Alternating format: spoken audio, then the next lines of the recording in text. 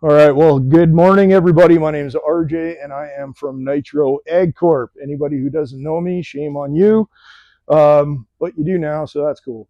Uh, Again, the point of what we're doing here is to have kind of like a best practice session. We don't get an opportunity to reach out and touch and have intimate conversations with people, owners, on a regular basis. We want to do that, share some information. We're trying to make it easier for us to all communicate back and forth, right? So, with that, thank you. Thanks for coming. You all have these things, you all know what it is, and you all know what we're trying to do, right?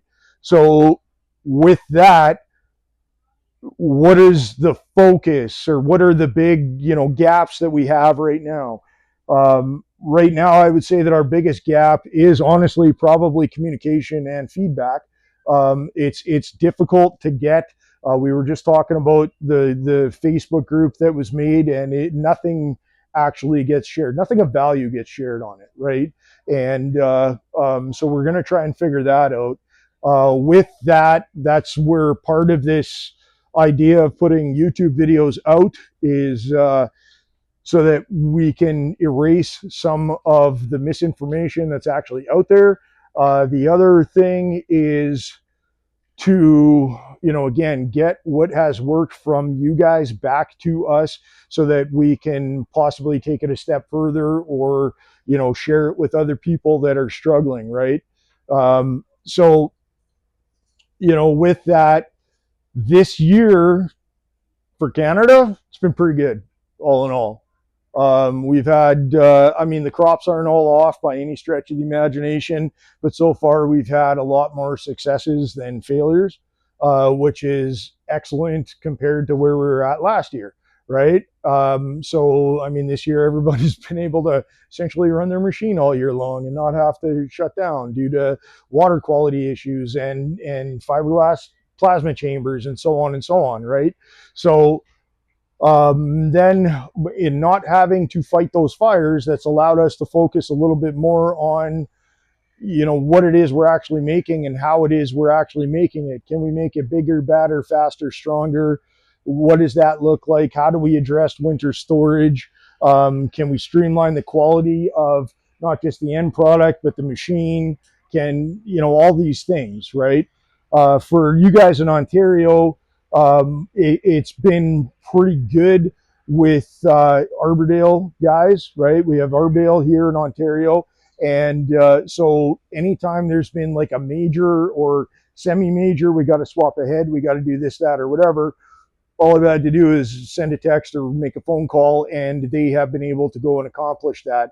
Part of the choking point has been, we're waiting on parts or whatever the deal is, and I'm guaranteeing you right now that I am working very, very, very hard to clean that up and have a inventoried parts in Ontario and available for these guys, so that if and when there is stuff in the future, we're able to deal with it much faster, right? And be able to respond at a higher level and better.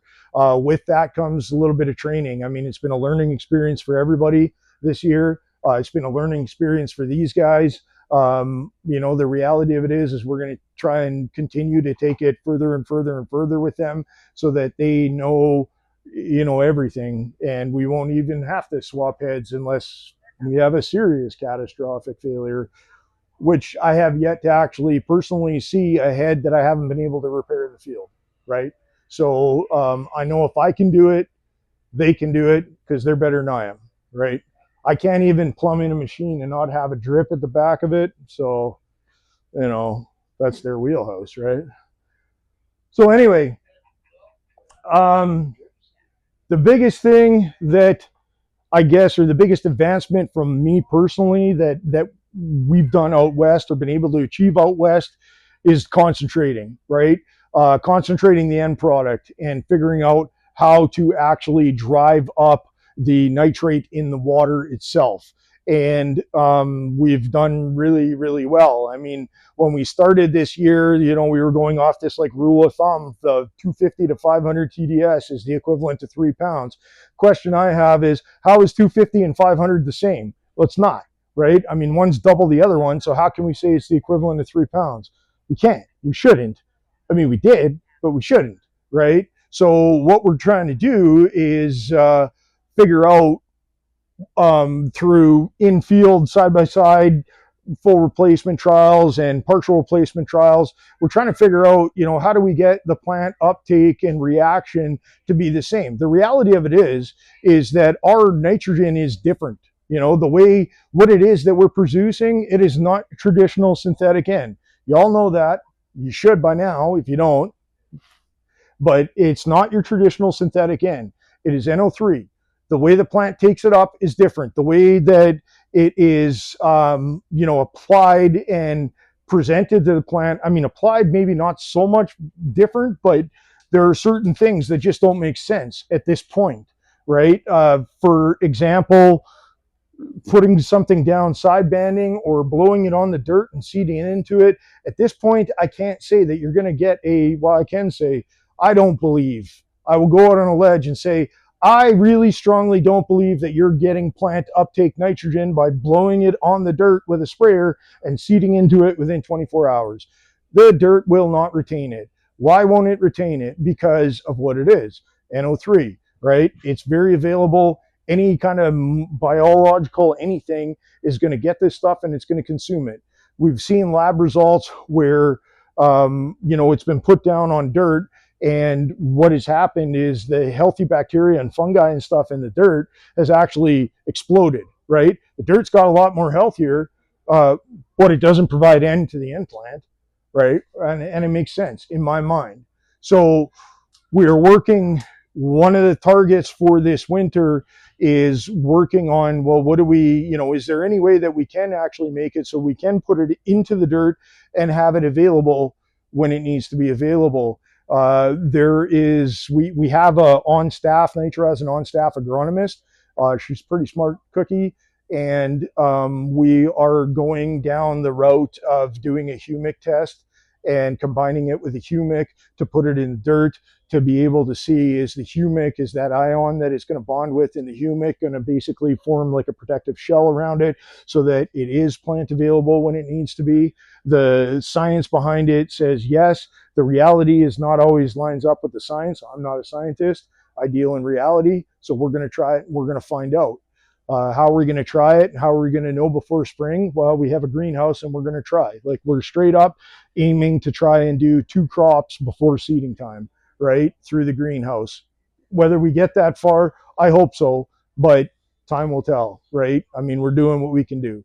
So that's one of the things that, I mean, if we can accomplish it, well, great. All of a sudden we figured out how to do this, and that's going to make everyone's lives easier. Maybe at that point we can say it could be a full replacement for synthetic or whatever. At this point, I can't confidently say that. And for those of you that know me, know that regardless of whatever the minutia from whatever the OEM is, I will not say anything that I haven't done or don't honestly really believe. And that doesn't mean that I don't make mistakes and whatever else, and we don't give unknown misinformation, but it does mean that, like, I've tried it, or I haven't tried it and I don't think it's going to work and I don't think it's a good idea, and here's why. I'm going to tell you the truth, whether it's good, bad, or ugly, right? So that's where things are at with that. Now back to our concentrating. We broke some barriers, okay? And you guys, a lot of you guys have done the things that we've done to break the barriers. The barriers that we broke is, we were saying our target TDS is 250 to 500. We've actually made 6,600 TDS product. I sent it out for an analysis, and we had a pretty stellar nitrate volume in that 6,600 TDS product. Now, the way we did that, I'm not going to tell you. Why? Because I broke the machine, right? It's not healthy for the machine. It's not good. At the end of the day, 6,600 TDS product, we have put it on plants. We've totally smoked the plants with it.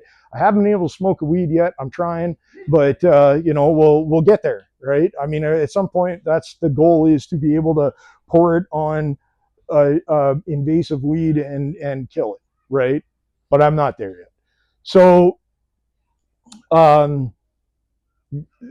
how did we break the machine? The biggest way we broke the machine was recirculating the EGR gases, right? The exhaust gases. A lot of you guys have done it. Maybe everybody's done it. I've told everyone to do it at some point in time. And then I put out a post and said, don't do this. And we've fed back, yeah, no, we can't do that. Why can't we do that? The reality of it is it has a bad reaction with the actual stainless steel components inside the chamber, the plasma chamber. It'll wreck the rods inside there. It will actually, over a long period of time or a longer period of time, it can eat away at the weld on the base of the actual cylinder. And if you eat away at the weld, you're going to have a problem, right? So don't do it. If you're doing it right now, stop doing it. We figured out a different way, which is a lot safer and better to be able to replace that, right? Replace that ability to concentrate. So the better way, is simply, what is that? It was kind of a fluke that we fluked into it. We had a guy with a single head, and he was producing a ridiculously high concentration out of a single head. And it's like, this doesn't make sense. So we started looking at, like, everything was the same on it. I believe Cody was the one who was actually out there and had been out there a few different times. And it was just because, hey, I need boots on the ground to go and look and see, like, what is going on? Like, how are we doing this? How is he doing this?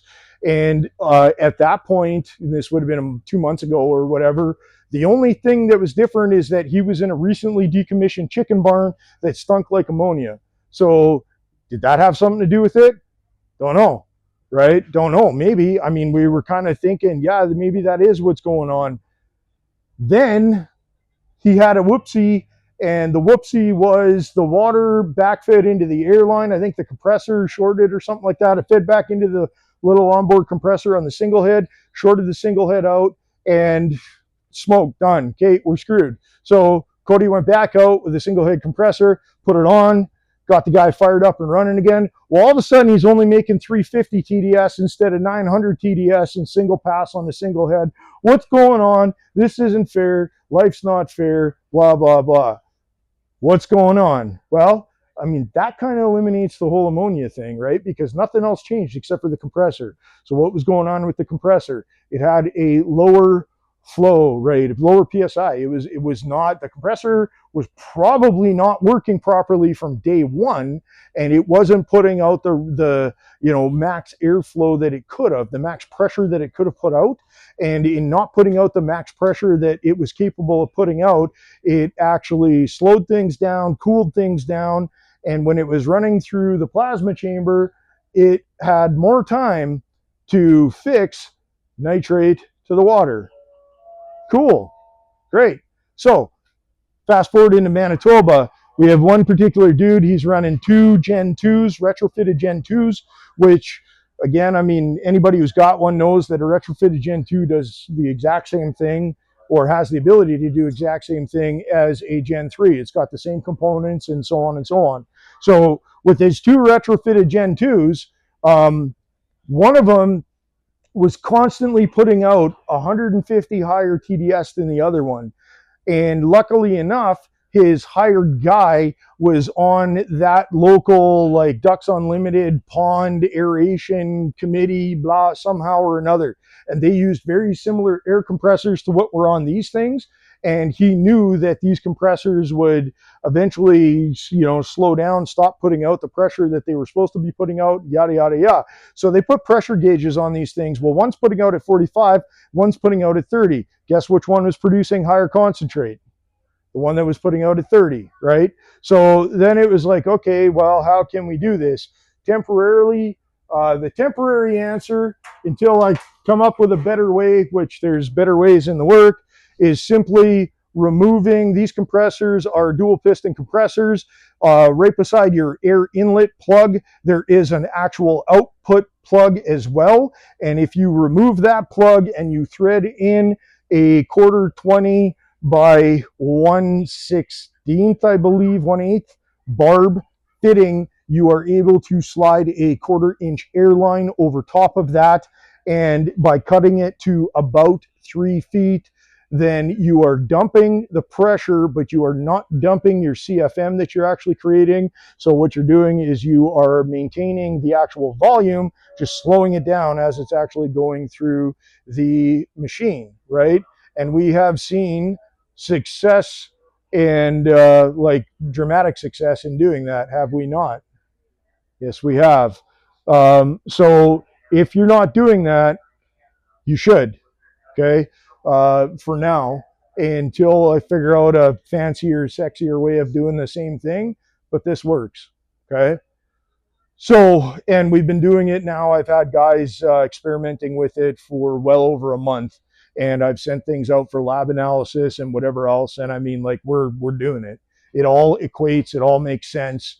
The lab analysis feedback on it, like the numbers make sense with the formula that we've now developed to be able to calculate how much N is in per 100 TDS, right? Like actual nitrate. We can actually calculate, or we know how to figure out very close. Like it's a non-linear chart, but it is very close that we can say that, you know, for 100 ppm, we are, you know, about 35% of that, about 33 to 35% of that is actual nitrate. Okay. So cool, right? So that's good. Couple of the other things that you will see that will drive your concentration up and improve things. You saw water fly out of that thing. So what this actually is this is a mini pressure regulator that will regulate the pressures going into the head, and you will be able to replace the needle valves. Who's happy about not having to calibrate anymore? Nice. Mac didn't put his hand up because he doesn't do it, right? You only did it once? Whoa. Okay. Okay. So now I am waiting on parts on this, which is why we haven't actually blown this up wide open. The other thing of what we are doing here is, before anything is actually dropped for public knowledge, we're starting to vet this stuff beforehand, because again, like we get back to the conversation of like everything we're doing is on the cutting edge, right? So everyone gets excited and it's like, oh, I did this and I got this, and it's like, great, let's real quick go and recirc the EGR gases and melt all our heads down, right? So let's just slow that down a little bit, and let's actually do a little bit of testing and due diligence before we're actually releasing stuff. So if any of you guys know Weber and DeBoer, he's got a machine out here. I sent him the different heads, which have different injectors, and I sent him the pressure regulators, and he swapped them onto his machine, and he has been running for over a month now straight, and he does meticulous documentation, which is why the reason why I actually sent all this stuff to him. And it is working, like straight up working. He's been sending me water samples back, and I've been forwarding them on to the lab, and I don't know, I think I've done 3 or 4 different packages off to the lab with a couple of different samples in each. And we've been getting the results back, and thumbs up, right? Results are good, which is why, you know, again, I mean, couple that with what was happening at Mr. Gord's, with what was happening in Manitoba, with also what we did in Alberta, where one of the guy's compressors blew up. So I had him tie 2 machines to 1 compressor, and all of a sudden things spike, which then we recreated that in our shop in Kamsack. And we did that on, I think, 4 different machines. And we were able to achieve a spike straight up. And it actually, when you have everything in order, you will get a higher pickup in doing that than you will with the EGR gases. So that's cool, right? Now with that, one of the things that Mr. DeBoer had to do to get everything in line, even though he's on really good water and he has a RO system from Arbordale and stuff, he still had to get these guys back out and put a water softener in line. Okay, so the water softener is kind of hand in hand with everything. And I mean, I will take ownership, even though it's not on me. I will say, hey, I'm sorry that, you know, the way the water high mark has shifted, although you guys, none of you guys, with the exception of John, was actually running last year. So you didn't really experience, but like the starting, you know, start line mark on water last year was 12 grain of hardness. And then it became 250 TDS. And then it became 150 TDS. And then it became 50 TDS, which is where you guys all started at. And now it's the goalposts have shifted again. At this point, I don't think we can get any lower on TDS side of things. So that's really cool. But the reality of it is that, you know, a lot of you guys had to put in citric drips and stuff like that to get the TDS back up. And part of that was pH control on the inlet product so that we could actually make the proper pH on the output side of things. And in certain situations, that will still needed to be done. However, what we have found by putting in a water softener, what it does, and it's the water softener, then the RO, and then to the machine. And by installing a water softener, what you're actually doing with that is you're pulling the cations out of the water, okay? And by pulling the cations out of the water, you're removing the large cation molecules, right? And so those have been inhibiting nitrate uptake to the water. They have also been inhibiting the plasma water uptake into the plant. It's a large molecule, it gets in the way. Pull it out of the way, all of a sudden things are working better, okay? So by putting in a softener, if you don't have a softener, I mean, it doesn't have to be anything fancy. I bought one for 75 bucks off Marketplace, put new resin in it, plumbed it in, we're rolling, right? And things are going well for us. But putting in a softener, running it through the RO, then through the machine. I have yet to determine, like, there is a new looking injector or venturi, right? And whether you guys have seen it or not, if you look at all the machines here, they all have these round venturis on them, injectors. You guys have the square ones. We are in the process of doing testing to find out whether or not we're actually getting a pickup, TDS pickup, or if we have any other further advantages to actually converting over to the round venturi. Or not. And that's the reality. I don't know what the purpose is for it. I have heard feedback from Kentucky. They're saying, oh yeah, it does a better job and you're getting a higher uptake. Until I prove it, I'm not going with that, right? So we're in the process of doing that. We've got a machine in Camsack, a 6-head, and we've got a couple of the old style injectors with everything else is identical. We're using these pressure regulators, the old style injectors, and then the rest of them are all the round injectors, so we can test coming out of each individual head and see what we actually have going on, right? Once I have that data and I've ran it for a while, you know, at least a month, then I'm not gonna worry about those. The new injectors are the only real difference on them is, like, physically from swapping over, is that if you were to get them, you gotta drill out your lid or get a different lid, because it's a 3/8 hole instead of a 1/4 inch hole now. So, which is not the end of the world, except for it's an NPT thread, which means you got to find a 3H NPT tap, and then drilling stainless kind of sucks to begin with. So it's a little bit of a pain in the butt, right, to do it, but it's doable.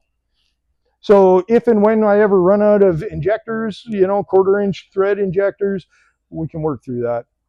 But yeah, so that's kind of that as far as the softener RO injector pressure regulator. The pressure, one more thing to note on the pressure regulator is I do not have enough runtime to know the life expectancy of these pressure regulators. What I know about these pressure regulators, I've gotten feedback from actual water guys, not just them, but other water guys that have used these things in the past. I think what the makeup is, I don't have enough of them to feel confident enough to take it apart and actually see what's inside. Pretty sure it's a orifice disc on a spring, right? So I'm pretty sure that's what it is, but I haven't broke one apart. So fingers crossed, whatever. If it is an orifice disc on a spring, these things are going to wear out at some point, okay? And we don't know what that timeline is. It will probably depend on the inlet pressure and the pH level of the inlet water going into the heads, right? At the end of the day, this is what it is. It can't be that much money. I would strongly suggest when you guys do switch over to this, because anybody who doesn't is a glutton for punishment. But when you guys do switch over, I would strongly suggest buying a set of spare ones, keeping them on the shelf, and then we'll know how many sets you go through in a year. I don't know if it's going to be one every 2 months, 3 months, 6 months, or a year, but I do know that eventually they will wear out, okay? And they will want to be replaced. But in the meantime, or currently, again, I've had a couple of different guys across the country running with these things, and so far it has been plus or minus 10% of 100 gallons a day consistently for at least a month solid. Okay, so can you get any better than that without having to touch the needle valve, right? Bring them on. Are they in place of one for each head? Yes. Okay. Yes. Yeah, they are. This machine, they have them set just right off the manifold, right? So you have your water manifold. They put them there. On the other ones, they're right up close to the head. And they just ultimately, you just unplug the needle valve, replace this in front of the needle valve, and you're off and running.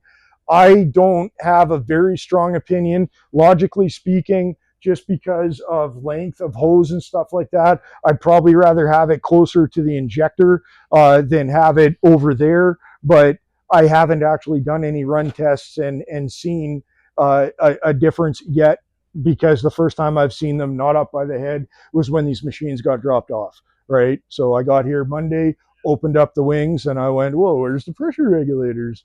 And that's what we got. The YouTube video talks about amp clamps, okay, and setting your amp draw on the heads. One of the things that I've noticed is that the amps will vary, they will range, and they will deteriorate over time, right? Like you'll probably lose amp draw over a period of time. I believe that it should be something that, you know, gets checked once in a while, whether that's once a year or once every 6 months or whatever the deal is. The amp clamps themselves, you know, the one of choice is a Southwire. And it is, I can give everybody a link to Amazon to buy it. I believe it's $60. Why are we using a Southwire? 2 reasons. Reason number 1 is it's a 2-digit amp clamp, so decimal 2 digits, right? And reason number 2 is Joe Lewis, who is the inventor, uses this exact model of amp clamp, okay? So then that way, if we're clipping on and we're testing, we know we're doing it exactly the way Joe has designed to actually do it. I don't do everything the way Joe's designed to do it, not by any stretch. I like to play outside the box, but this is important because not all amp clamps are created equal, right? Straight up, they just aren't. And it will affect your TDS and your ability to make TDS, right? And ability to concentrate. It will change. So what's the range? I mean, on that Southwire, you know, I've been setting a bunch at 0.88, and I'm comfortable in saying 0.88 to basically 0.94. And I mean, that sounds kind of like a little bit of a range. It's like, you know, six, you know, milliamps, I guess. And yeah, it sounds like kind of a range, but the thing I'm concerned about is possibly going too high, right? And there's more conversation that will happen over time about that. That's one of the things that's actually truly being looked at hard is the ignition system, right? So that is one of the conversations that will be occurring down the road, and maybe we will be jacking everything up, and maybe, I don't know yet, but it's something that we're looking at. But right now, every stuff, all the like wicked potent stuff I've made, all the really strong stuff, we're in that 0.88 to 0.94. If you can achieve 0.88 to 0.94, realistically, the issue is more than likely in the gap setting inside the actual head, right? And at that point, you probably should just call me and we can talk through it, right? Whether it actually needs to be set or whatever, we can figure it out. It's not rocket appliances to set the gap. It's like setting a set of points. right? But unfortunately, there are guys that may even be in this room that don't know what points are. So it's become a little bit of a lost art. So, Pops, you're looking at him, eh? So, but anybody that's got a Massey 44 should know how to set the points, okay? Or anything of the same vintage, all right? So, there's that. Oh, what else can we say about concentration? For the record, I didn't plan anything. Everything that's coming out of my mouth is ad-libbed, and I think I'm doing really well because I have yet to swear. So good job, RJ, so far, okay? Concentration. So some of the other cool stuff we're working on, I guess, when it's coming down the pipe.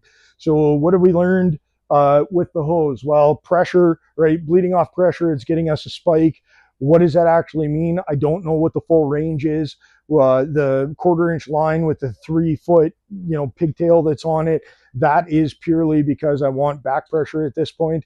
But then it brings the advantages of, okay, so we have a lower PSI, but we still have CFM, right? We still have cubic feet moving. But then the other thing we have is dropping the temperature of the air, right? So what have we all seen over the course of the summer, over the course of the year, is that we've had fluctuations in our concentration, right? I doubt anybody here has maintained within 100 TDS over the course of the year this year. I'd really be surprised. Okay, so what do I know about the concentration fluctuation that occurs? What we've learned. Ontario, you guys make a higher concentration than Saskatchewan, who makes a higher concentration than Northern BC. How do I know this? Because I've been to all three. I've looked at it, touched it, played with it, right? Why does Ontario make a higher concentration? Elevation. Lower the elevation, denser the air, higher the elevation, thinner the air. Thinner the air, you get less. It's just less. It's more spaced out, which means less, right? So one of the things that we are currently playing with is trying to figure out necessarily how to consistently cool the air so that we can have the same production across all of Canada, as far as concentration wise.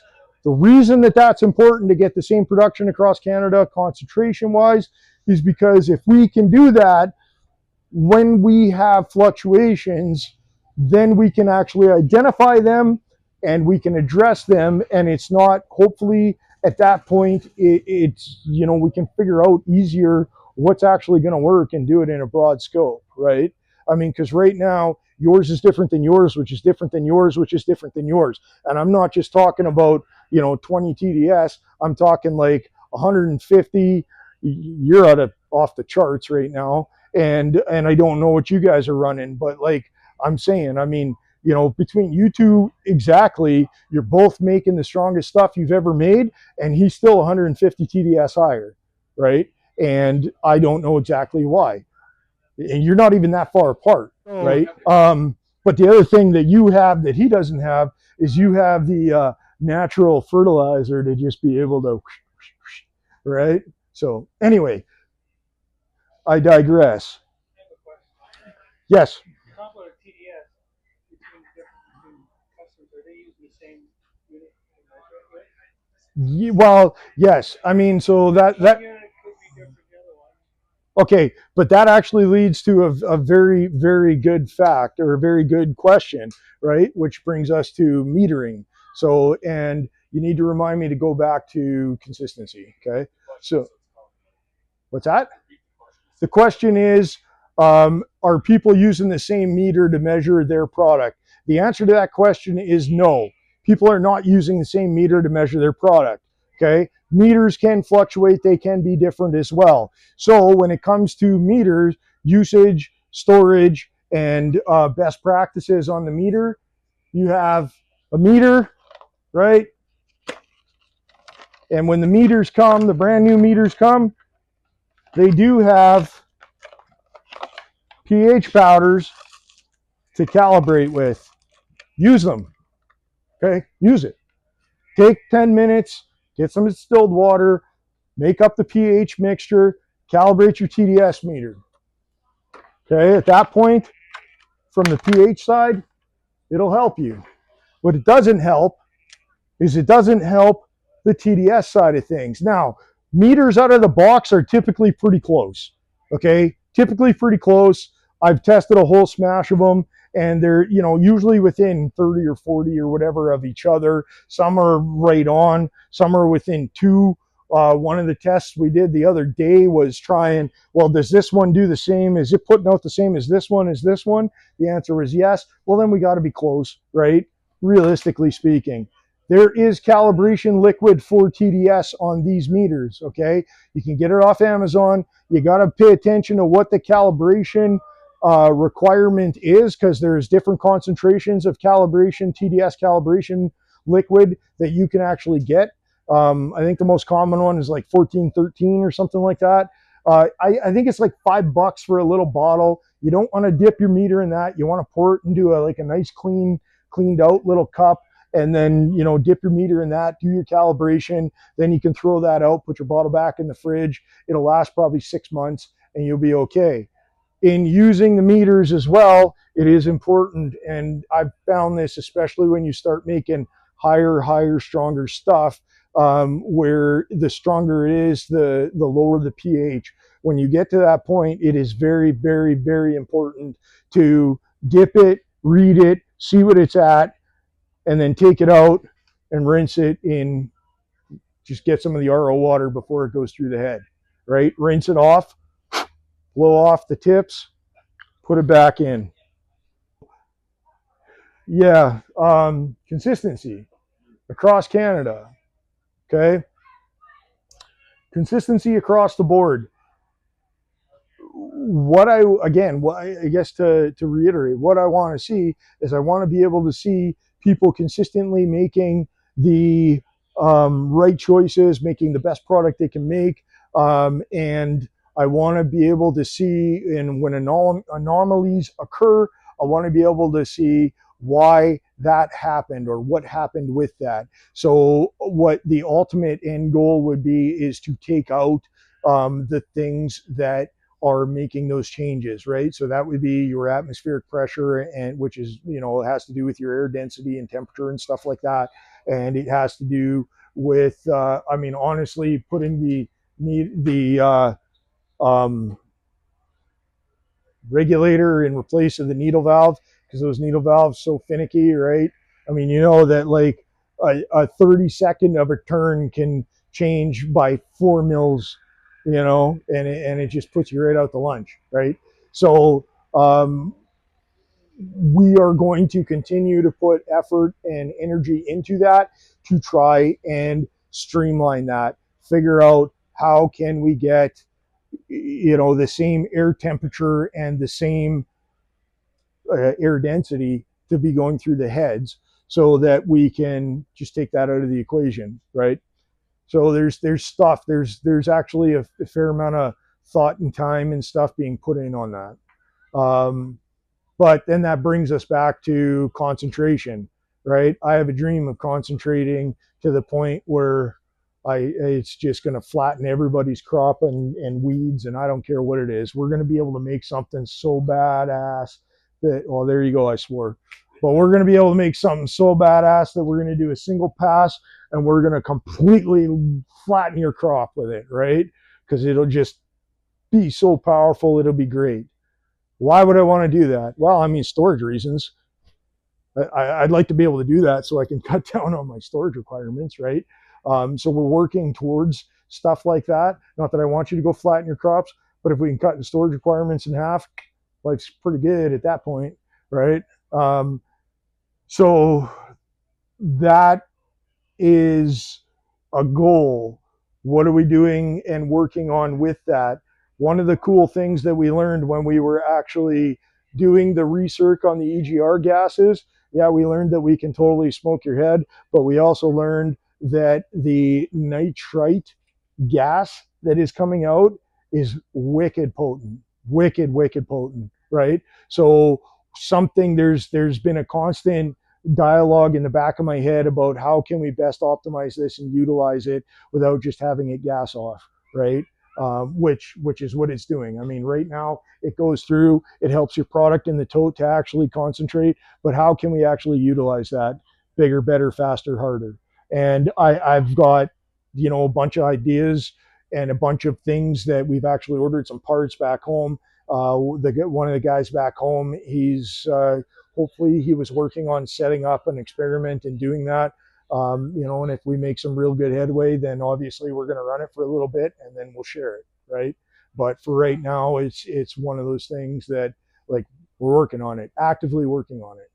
Okay, so before we started, there was a question of stainless steel to poly, right? And what's going on with stainless steel to poly. Now, some of you guys may know Matt, who just left the tent, which is a good thing. So we're going to talk bad about him for a sec.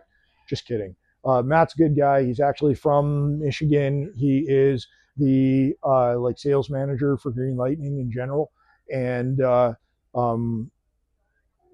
conversation is stainless steel or no stainless steel. I don't have an answer yet. Okay, I just straight up don't. Right now, what do I know? I know if you put it in a poly tank, it works well. It doesn't degrade. Things are good as far as that goes. Do I know that stainless makes it degrade? No, I do not. Not 100%. Are we doing tests to actually determine that? We absolutely are. We picked up some 304 stainless medical jars. We made a bunch of product. We did them side by side in a poly container and the stainless steel container, set it on the shelf. Time will tell. I don't have the answer right now. What I do have is I have my experience from last year, because we do have a 20,000 gallon, I think, or 40,000. Anyway, it's a large stainless steel tank in the very corner of the shop. And there was some product that was left in the bottom of that tank last year. When I went back to it 90 days later or something like that, it was not very strong. Now, could that mean that it was actually weak tea when we put it in there? Yeah, it's quite possible. Could it be that it deteriorated over time? Yeah, it's quite possible. Was our pH in line? Nope. Right?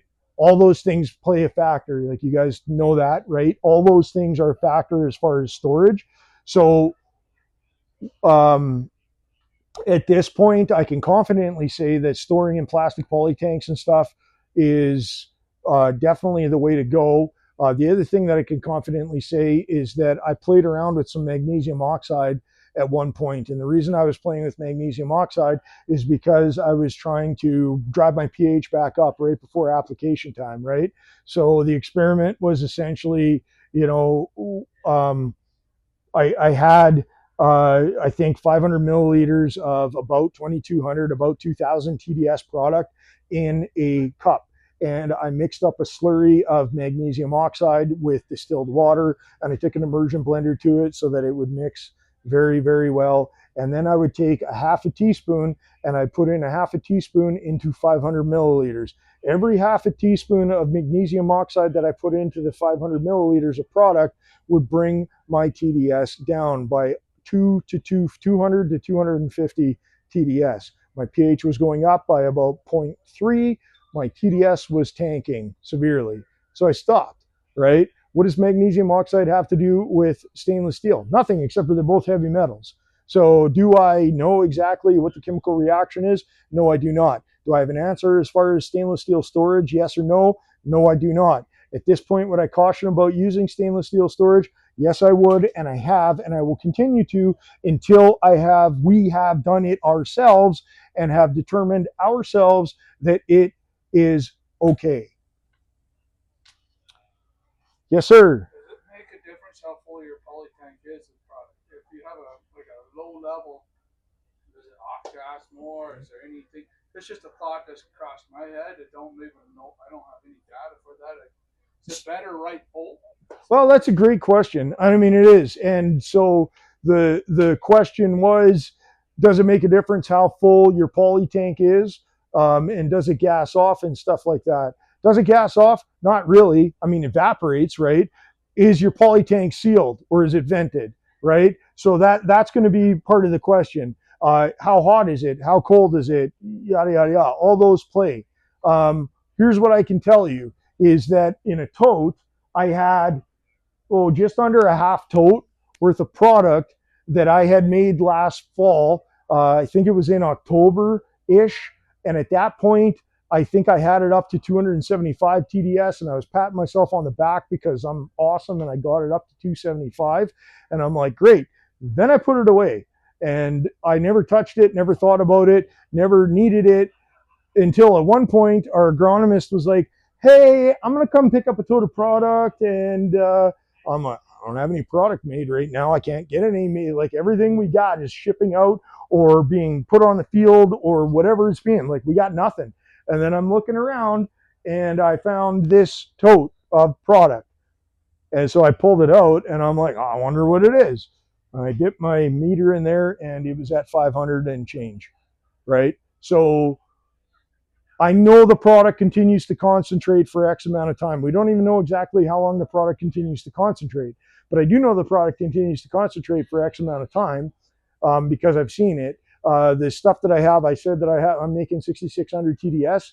That stuff, I actually cooked the machine at 5,200 TDS, and it has continued to concentrate its way up to 66 now. And I've sent it out for an analysis, and at both levels, and my rate came back like it is actually nitrate that I was fixing. And that was in a gallon jug that had no space in the top, right? So I've had, a half full tote that is concentrated, and I've had a gallon jug that's continued to concentrate. Yes, sir. That's stored inside Yeah, that stuff was all stored inside. The thing with storing inside is, I had clear tanks, right? And like I said, I just shoved that in the corner of the shop. When it comes to freezing the end product or storing outside, this is something that everyone probably already knows. Don't store it outside in a clear tote because you get sunlight on it. At some point, it will start to make algae, which will eat all of your nitrate, which then you're left with green, snotty water, right? That's kind of slimy, and you don't really like that. Won't help your sprayer any way you apply. Now, having said all that, freezing the product, we've done stuff with that too, and it's something that I actually encourage all you guys to do, is take a little bit of product, take an ice cube tray, put it in the ice cube tray, fire it in the freezer, dip it before you put it in the freezer, pull it out, let it melt on the counter, dip it when it comes out, have a look. You're still good. Doesn't hurt nothing, I'll tell you that. So freezing's okay on that side of things. Actually, what I saw was a little bit of higher concentration is what I actually saw. And I mean minute amounts, right? And I think that was just from the flash freeze with an off gas on the actual water molecule, and the nitrate stayed behind. But I'm theorizing. So Does anybody have cement? Cement is not good at all. That is bad. There is a chemical reaction that occurs when you put it in the cistern, and it just no good. Don't use cement. Or if you're going to use cement, I would suggest a very thick poly coating, right? In that, even that, I would play around with that first, right? What I know about poly coatings comes from me coating the inside of my tank on my old chopper that I had when I was 20, right? That's what I know about poly coatings in tanks. However, it is something I've had the conversation with both Novid and Meridian, which are the two main stainless guys, right? And I said, like, you guys, if you guys want to play, send me a coated tank. Yeah. Nothing ever happened, so I don't have answers on that.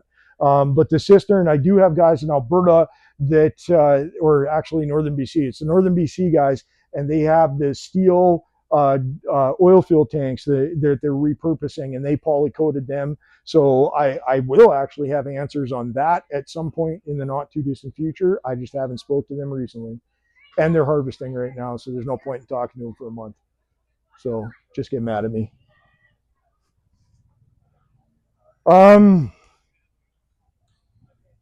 Yes, sir. Is there anything we need to know for winterizing the machine? Good question. So the question was, is there anything we need to know for winterizing the machine? Two parts to that. So part one actually goes back to the storage side. This comes from Joe. We're in the process of playing with it, but I haven't done it. he's telling me that if you mix humic acid in with your end product, it will help from a storage perspective, and the ratio is 500 to 1, 500 parts green lightning to 1 part humic. Okay, and it will help with your storage. He's maintained solid storage for a few months for sure. So that's just something to be aware of. Now, the winterization of your machine, yeah, I mean, if you put it away when it's got water in the lines, it's going to crack and break. It's not going to be good. So, no different than winterizing a sprayer or anything else that's got water in it. You know, ultimately, what I would do is just turn the water off, turn the machine on, and blow everything through it. Like, you can actually force air through on the water side of things. What I did is on the old style ones, I haven't done it on these ones yet, but on the old style ones, they had 3/8 air lines and 1/4 inch water lines. And all I did was plug the 3/8 air line on the 1/4 inch water line, and I let it blow itself backwards, right? And and that worked quite well through the old, rather shitty uh, distribution manifold that was on there. It had a plastic distribution manifold and it cracked, right? So the winterization aspect, blow the machine out really, really well, get the moisture out. Which leads me into, I mean, at this point, besides questions, the last thing that I actually have to say, okay? So the last thing that I actually have to say is that I have gone through and developed a winterization list, and we are, in Ontario, it would be Arbordale. We are offering not just winterization, but a full winter inspection, you know, that will take 5.5 hours, and it's going through the whole machine from front to back. So basically the cost on that's like $850. And yeah, I mean, we'll go through anything that's warranty, we'll fix it. Anything that's not, we'll let you know. I mean, everything's in the first year. So as long as it's not, you know, something you bunged up on yourself, even the recirculating EGR gases and stuff. I mean, we told you to do that. It's not on you guys, it's on us. So I mean, we'll cover it, we'll take care of it, right? But at that point in time, they also, for any of you that have an Arbordale RO system, they can come out and service the RO system at the same time at no, you know, additional charge, and yada yada yada yada, right? So that was something that we had conversation with. I do have handouts on stuff like that, but long story short, I'll probably be reaching out individually in the future. But I just wanted to let you guys know. I mean, a 5.5 hour check over on these machines, that's the whole thing, man. Top to bottom, every single head, opening them up, setting gaps, adjusting, checking amps, doing everything, cleaning them out, yada yada yada, right? So, yes, sir. That's a good question. Or if you're running that thing continual, because they're planning to run it all winter, how often that stuff should be done? No, I mean, that level of inspection should probably be done once a year. I do have uh, feelings about like monthly checks and stuff that you guys should be doing. You know, the monthly check side of things would be, I mean, every time you dump your tote, like check your TDS. Once, if your TDS starts to drop off, then first thing I would be doing is going and checking the amp draw on it, and then after that, you know, the only other things that really, you know, from a regular maintenance perspective, are the couple filters, right, that are on these things. Various machines have various different filters. The Gen 2 machines, there's a little foam filter in the very top of the actual cabinet. I think the single heads have the same ones, right? Then it's the same foam filter that's on the single head air compressor. The Gen 2 and the Gen 3 stainless machine, they have that screw-in air filter. That one you can take out, you know, blow out monthly, just it depends on how dusty your environment is. Obviously, is depending on how that is going to be affected. And the other thing that I think, and I do believe in, is I don't really care how good a water quality that these guys get things to or you have.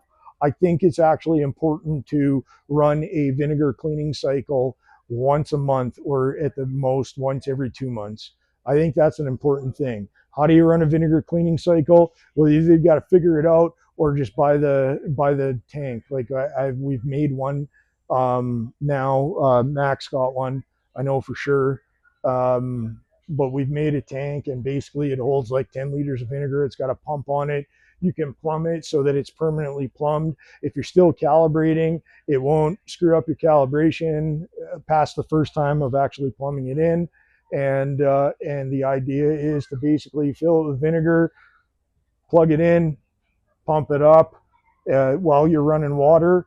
And so the vinegar comes up to the end line. Then you're going to open the vinegar valve. It's going to stream in with the water. You close your water valve, and then you're pumping pure vinegar through. When you get down to the bottom of the tank, about an inch left, reverse it, right? Open your water valve till you're streaming water and vinegar, close your vinegar valve. And that'll just run through your machine. What it's doing is we're talking about cleaning out the water side of things, cleaning out the injector. I've seen enough from the injector side of things that I don't really care how clean the water is. Stuff happens, right? And in my mind, doing this is, I mean, I was a service manager in dealerships for 15 years. A lot of you guys know that, right? If anybody would have came in and like the feeder chain on the combine had a ½ inch left on it and they didn't want to change it before harvest, and then they went and they blew their feeder chain, I was not coming out to change it right away. Other guys took priority. That's the way it was, right? I'm not saying that I'm not going to prioritize your issue, but I'm just saying there's preventative maintenance that makes sense. For the $10 worth of vinegar, I think that's one of the things that makes sense. Yes, sir. Other than the first time ever hearing about it, it does make sense. Is there a way that as these maintenance ideas come up, that we get fed that information? Yeah, now, but like we're not here every day. And, like, neither am I. Going forward, things are going to change. Is there a way that stuff can get to us? Because I never knew you had a cleaning program. Right. You also never knew I had a YouTube channel, which I do now. I heard something about it, but I never made it to it. Well, how do you know there isn't a thing about a vinegar tank on the YouTube channel? Right? Yeah, there is. That was the very first YouTube video that I made. So, yeah, there is. So, I mean, that's fine. The YouTube channel is all brand new. The information sharing thing is all brand new. These are all things that we've identified as like serious gaps. I mean, there's a reason why I wanted to get you guys here in person. And it wasn't just for, you know, my own ego stroke. It was so that you guys have an opportunity to interact with each other as well. And you can share what you guys have done. Okay. So our website is under construction. And I'm talking NYTRO's website is under construction right now. It's up and running. There is a link to the YouTube channels on the NYTRO website. One of the next things I'm hoping that I can get done on the NYTRO website is not necessarily a forum, but I mean, possibly a forum. But what I want to do is I want to actually be able to have a place where we can take successes like John's, right? Where he had success in both his winter wheat and winter canola. How did he actually do that? You know, that's the question. What did he actually do? Because there were some guys that tried to do the same thing, but what did John use to get to that level? And that's where I want to be able, probably not going to post people's names, but we're going to put as much information out as, hey, we did this and this worked on it. So then that way, people that are new coming in and even people that, you know, maybe haven't had the same kind of level of success, well, they can try it and see what happens. I mean, at the end of the day, a lot of the yield stuff is based off water. I mean, how much water do we actually have? That's what it's going to be based off. But how can we position ourselves to put our best foot forwards? We know we're doing stuff. Now it's just a matter of refining and getting better at communicating that. And that's what we're trying to do. You betcha. Is there any other question? Yes, sir, Mr. Ferguson, sir. Stan and I were talking earlier, and what are both of us, if anyone has any experience, is there anything negative about adding water to the NYTRO when we're spraying? Okay, so yes, we have experience in adding water to the NYTRO when you're spraying, or the Green Lightning when you're spraying. What I don't know in one of the trials that I'm going to be doing over the winter time is what level, what kind of water. Okay, so I've taken ridiculously strong stuff. Specifically, let's talk about my agronomist and that half tote of product. Well, she needed a full tote. So what I did was I took 6,600 TDS jugs. I think I poured 2 of them in there, right? and all of a sudden my TDS spiked on this stuff dramatically. Then I put a garden hose in and watered it down, and I got it so that at the end of the day, I shipped her a product that was 510 TDS, right? Great, grand. So I had mixed nitro, water, really strong stuff, whatever. And it was all an experiment to see what was going to happen. Well, it worked, and that's great. We have had other guys that have actually taken and cut their product, and that diluted their product. And that goes back to my whole point of concentrating. I'm all excited about concentrating because of storage stuff, but then what kind of water do we need to actually mix it with when we go and apply? I don't really have that answer yet. We can cut it with water. We can go and apply it. It'll work. But if I cut it with water that's got, high iron, so lots of cations in it, am I just going to be shooting myself in the foot? Should I be using rainwater? Should I be using RO water? I'm not 100% sure yet. I have a plan to do the test, and hopefully by spring I will have an answer. Okay, and if I don't, Mac, you can slap me. I'm okay with it. Just you though. You scare me. So, is there any other questions that I could answer for you guys right now? No? Cool. All right. Well, hey, I want to say thank you very much. I was a little afraid that nobody was going to show up, and then all of a sudden we got a full tent. So I'm really grateful for that. I also want to say thank you guys very much for taking the leap. It's a very interesting journey that we're on. I find it fascinating. I mean, you guys obviously do too, or else you wouldn't be on it, right? So I look forward to doing things bigger, better, badder, faster all the time, right? And I look forward to sharing that journey with you guys, man. So thanks very much. Have a lovely day.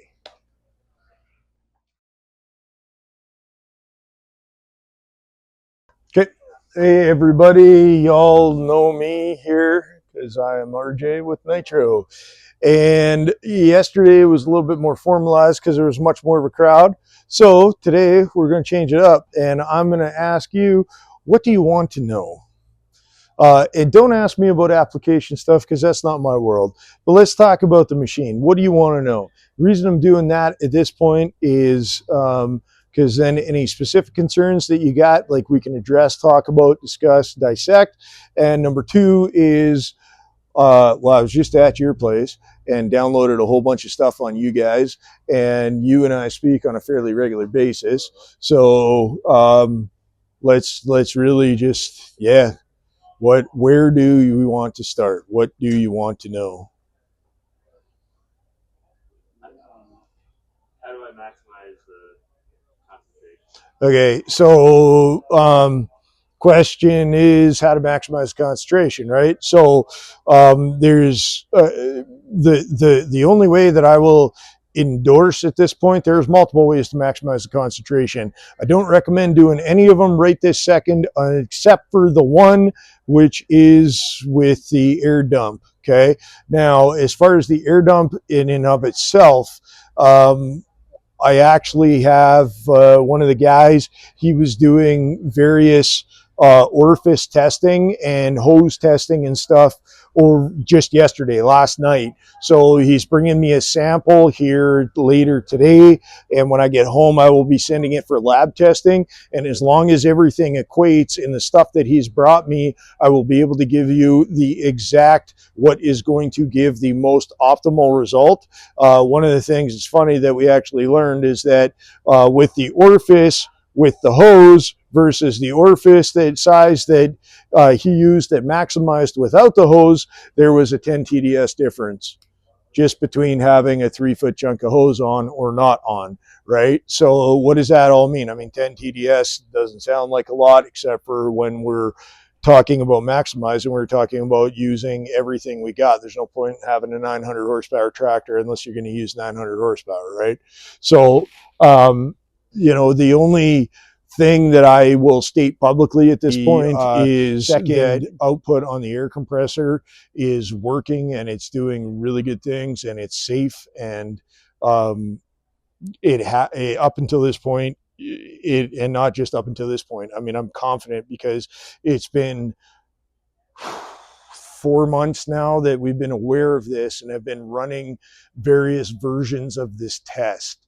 And just for a little bit of back history on this, you know, it started with one of my guys in Manitoba. He had 2 machines and 1 air compressor. One machine was consistently producing like 100 TDS stronger stuff than the other one.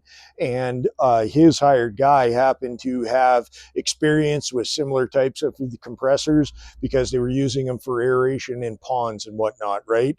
And so with those types of compressors, he found that they would, you know, wear out and essentially lose their ability to produce the optimal or maximum PSI, right? So then they put pressure gauges in line, and we found that one was putting out 30 PSI and one was putting out 45 PSI, and the one that was putting out 30 PSI was putting out the higher TDS. So then at that point, it became a game of, okay, how do we actually do this and do this properly? And we had a compressor out in Alberta, another guy who happened to have 2 machines. Compressor out in Alberta blew up. We tied the 2 machines off one and everything spiked on that. So then we duplicated that in our own shop on probably 5 sets of machines, like we're running 22. And I think about half of them, they got tied together so that we were running, you know, 2 machines off one compressor, and we saw the same thing.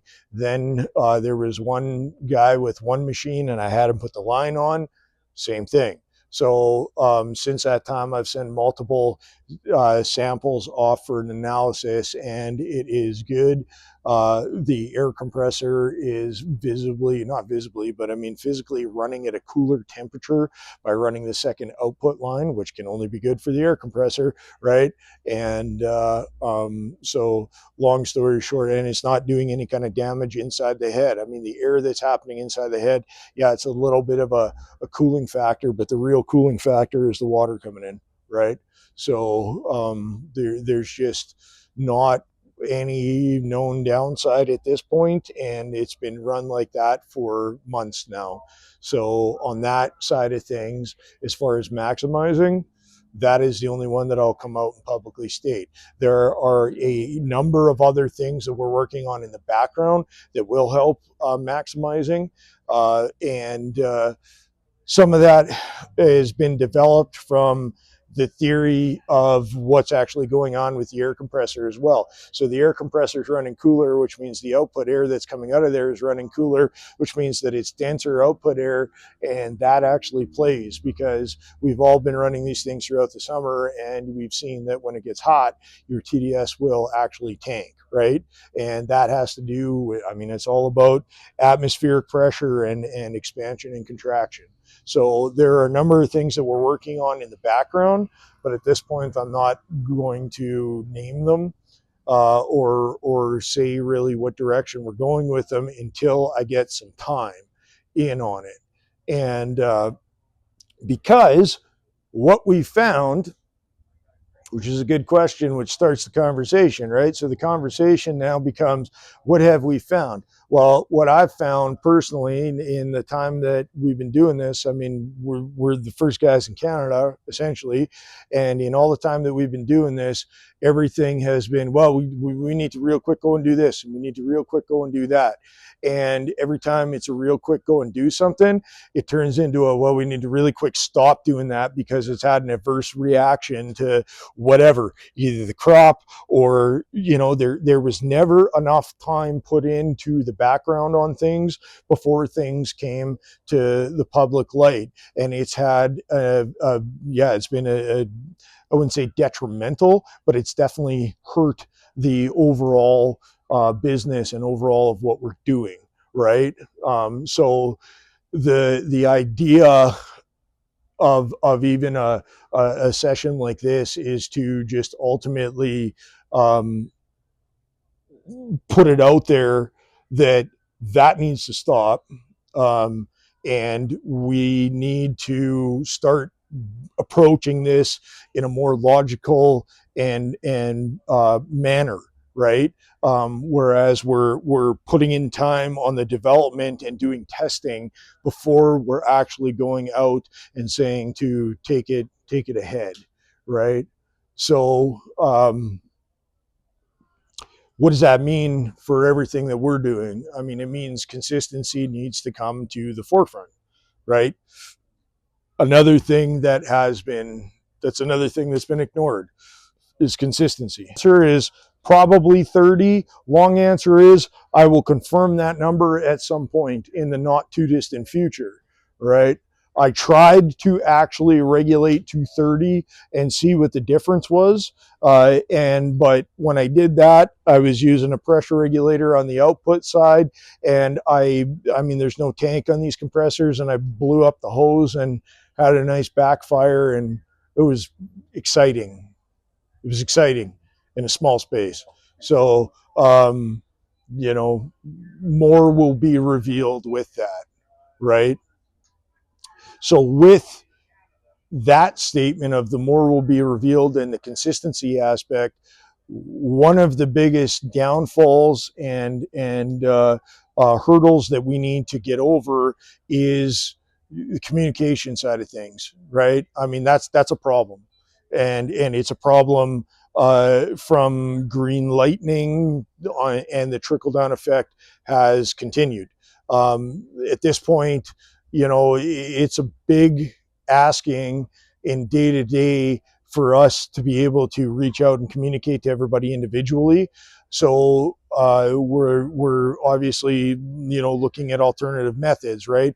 I mean, whether it's an email sent out, or in this instance, doing YouTube videos and YouTube clips, right? And then posting that so that everybody has access to it.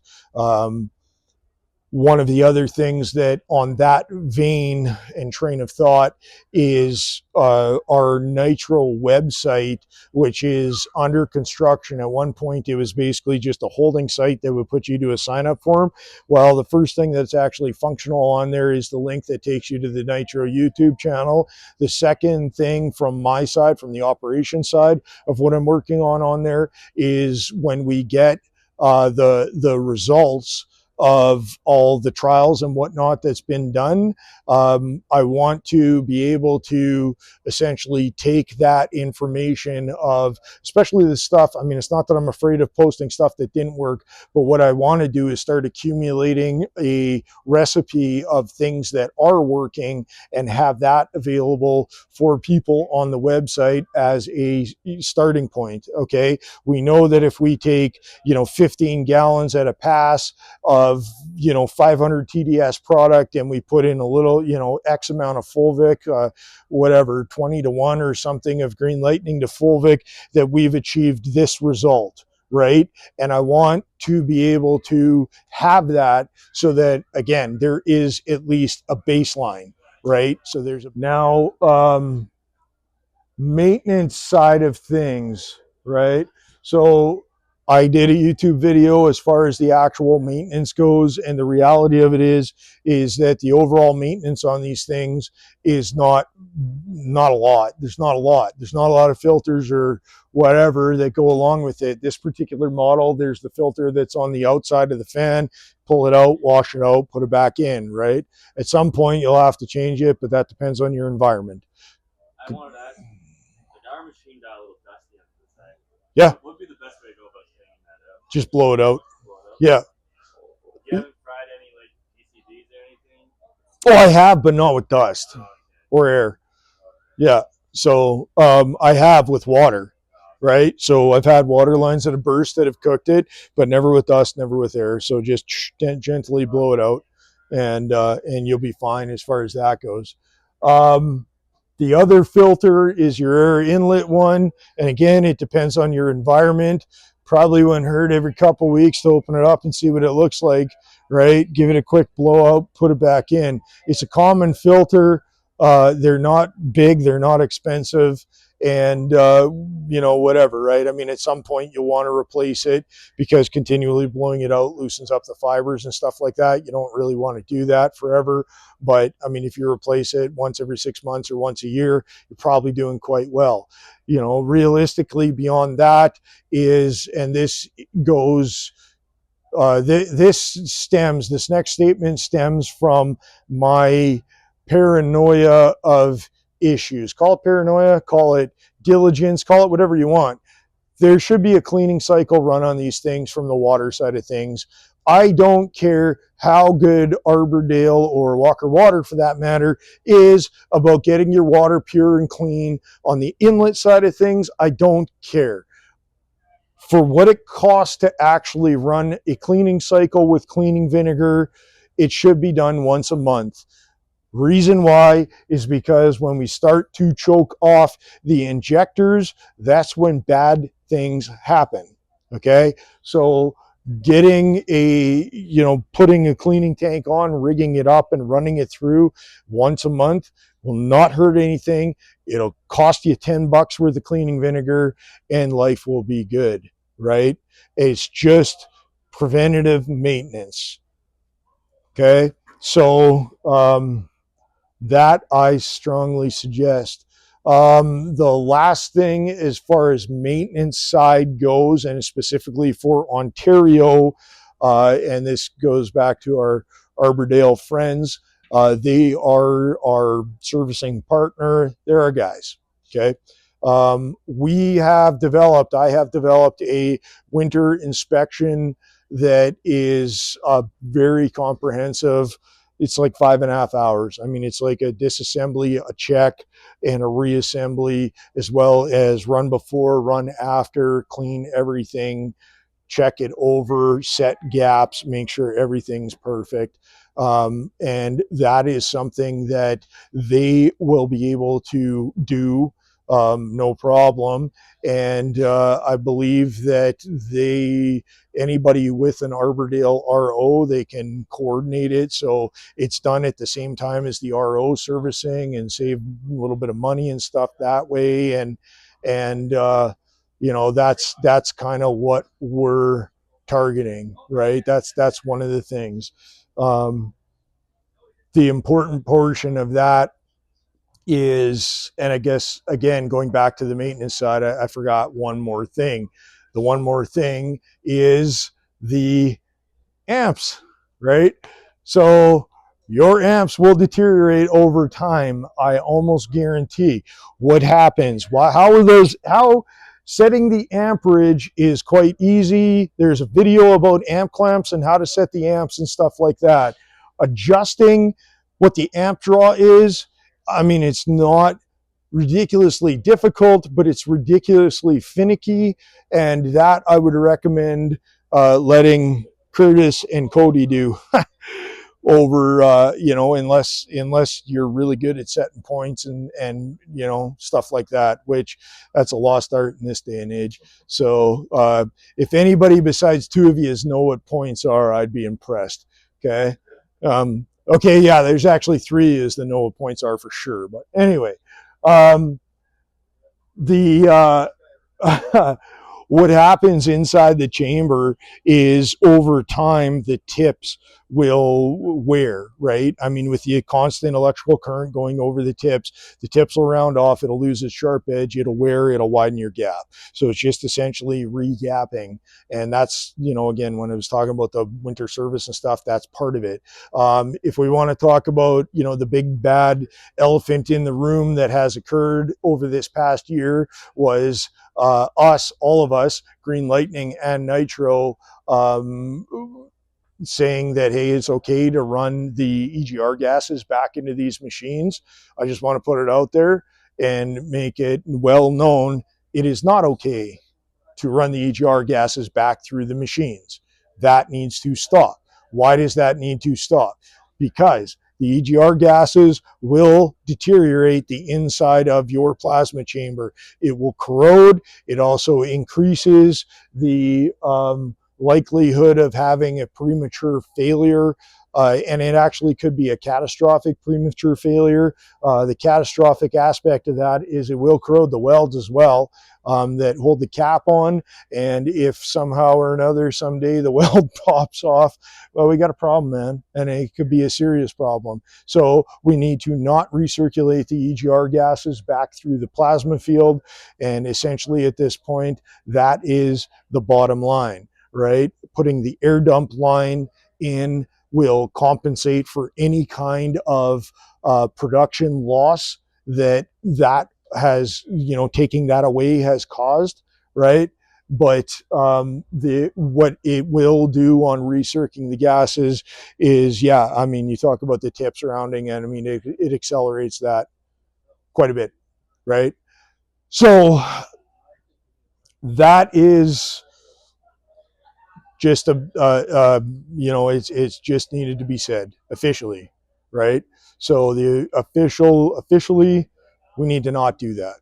Yeah, or low. So the interesting thing is, if you're actually discharging the ground, you're going to see your amp spike, right? Because your amp draw will just, like, it'll just go, and you'll see it fluctuate and spike. And I mean, we talked about 0.94, 0.88, 0.94 is where I want to see. I've seen them as high as like 4, right? It'll actually bounce all over the place and get up as high as 4. The rod was actually touching the sidewall of the chamber. It was just immediately shunting, and it was constant on a draw, right? So, okay, fine. Or if your rod is positioned, or the gap is too big, or even too small, and your rod is not positioned in the proper location and stuff, you can be drawing dead or very low. You know, like if you're have dialed up the adjustment screw on the circuit board, if you have cranked that up and like you can't get to those levels, you can't get to, you know, mid 8 or whatever, then ultimately it's probably time for an adjustment on that thing.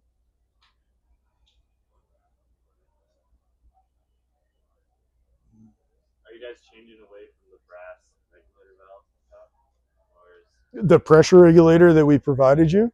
like the brass on top of the chamber? Oh, the Are they corroding at all, or? sometimes. I've seen them corrode. At this point, the Venturi or the injector, what has actually changed from more than likely all of the machines that you guys have is you probably all have the square injectors. Now it's gone to a different style. It's a round injector. It's got a 3/8 hole rather than a 1/4 inch hole, which makes it a good time to retrofit if that's what you have to do. But short answer, I doubt it. I doubt it. I have seen the injectors corrode out. The most corrosion that occurs was dramatically accelerated due to the exhaust gas recirculating. We are back home. We are doing testing of quality, and you know, we're doing quality testing of what, or I guess level testing of you know, which one actually produces at a higher rate of TDS. More will be revealed on that. We are running a machine with a few of the old style square injectors and a few, and the rest are the round injectors, and we're testing at the heads across the board. So more will be revealed at that. So far they're pretty close, but you know, we're gonna get to the point at some point where to actually, like, Ferrari dial these things in, you know, 5 TDS of an injector, maybe, you know, that can make a, you know, make a difference, right? So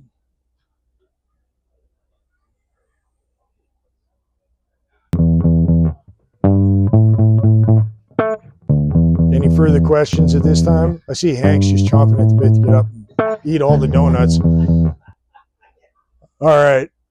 Well, we'll conclude the online portion of this.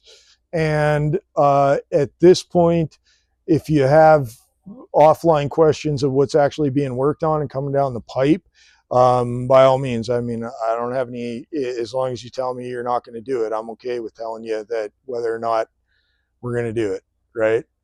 It's better for me to wreck machines than you guys. So thank you very much for your time.